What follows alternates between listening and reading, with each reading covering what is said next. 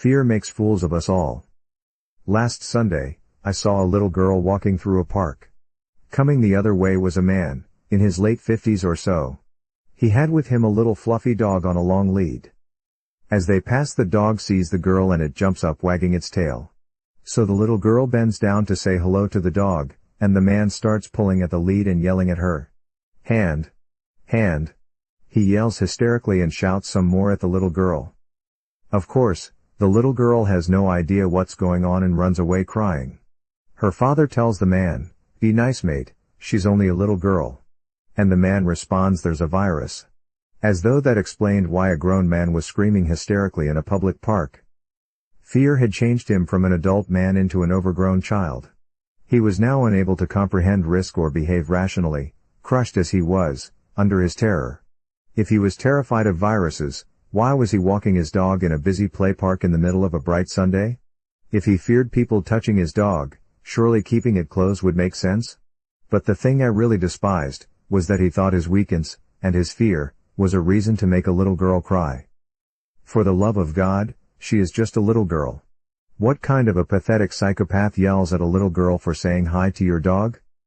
The thing is, he's probably not a psycho, but fear has twisted him and made him irrational. His fear has turned him into a child, frightened of monsters but vacuous and impotent. He did this to himself when he surrendered his God-given rationality, all of his agency, his potential for self-determination, to a collection of stories from fear-mongers. I can't guarantee that the little girl did not have COVID, and I cannot guarantee that the dog did not either. But I can do the maths and say the probability of her having COVID, having it on her hand in a viable amount, and then transmitting it to the dog, in a large enough quantity to remain viable, and doing so in such a way that it is not only carried on the dog but later inhaled by the dog's owner, and in sufficient quantities to overcome the immune response, and then that resulting in an uncontrolled infection that causes the owner to succumb, is astronomically small. But in a busy park, on a sunny day, I watched a terrified grown man-child scream at a little girl, because he had lost all perspective. When I left, he was still trying to start a fight with the fleeing family of the little girl. I am not sure how that would have helped his viral containment strategy. But being afraid does not give you license to be an asshole. So, here's some perspective for you. Right now in the USA, there have been about 200,000 deaths marked as being with COVID.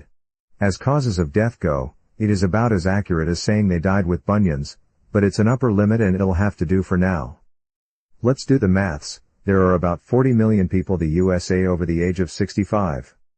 So if all of the dead come from the most vulnerable, the 65 and over demographic, then chances of someone who is over 65 dying from COVID are half of 1%. Sounds troubling. But, that's the fear. To get perspective on this, you need to ask, what's normal? The expected death rate for men aged 65 is 1.8% or more, increasing with age. So the entire panic over COVID, the source of the child man's terror, is for something that's significantly less impressive than the baseline death rate. Our friend in the park was obviously no maths guy, and his little dog might have been a super spreader. Who knows? What I can tell you is that passive smoking kills more people annually than COVID-19 has. I can tell you that actual smoking has about 7 times the death rate.